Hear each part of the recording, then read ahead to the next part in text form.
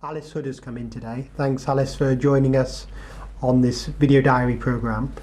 I heard your biography at the beginning, and it's slightly unusual in your case that you had two diagnoses, not just one cancer diagnosis to contend with, wasn't it? Yeah. And why don't we start with the most recent diagnosis, because we haven't talked about that as much, but you had a breast cancer, is that right? Yes. How did that come about? Well, how was the diagnosis made? It was made because I found a lump myself in my breast and went to see the GP, which wasn't my GP, it was another member of the practice. She said that she thought she should send me to Glenfield and have it looked at. I went to Glenfield, to the breast clinic, and I saw Mr. Windle, yeah. I always want to call him Mr. Windle. He had me go for a mammogram and an ultrasound, and this come back that I had breast cancer, but not in the place where I thought there was a lump, but at the bottom of the breast. He talked about doing a lumpectomy or a mastectomy. I wasn't keen on having a mastectomy because I felt, it's part of me completely gone.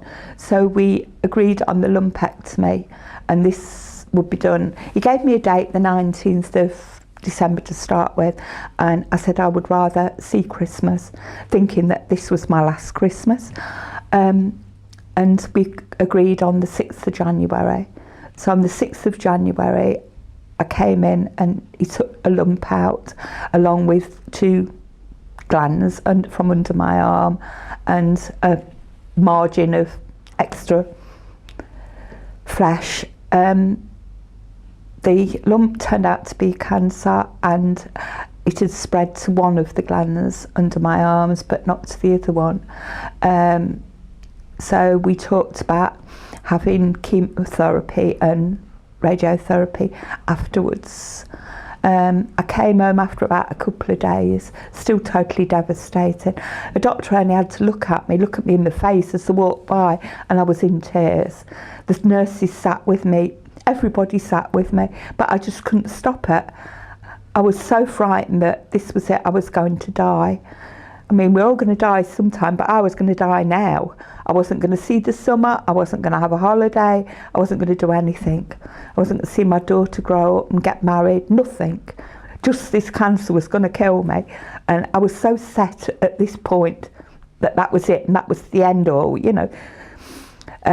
I went home and I had this appointment to see the gynaecologist.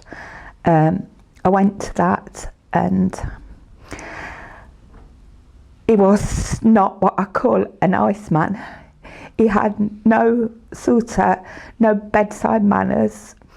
He was so arrogant, so matter of fact.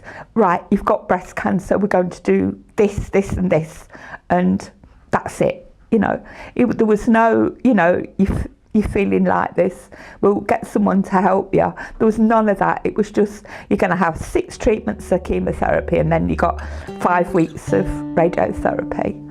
And that was it. I went home and I just cried. John tried his best to comfort me, my husband, but it just didn't work.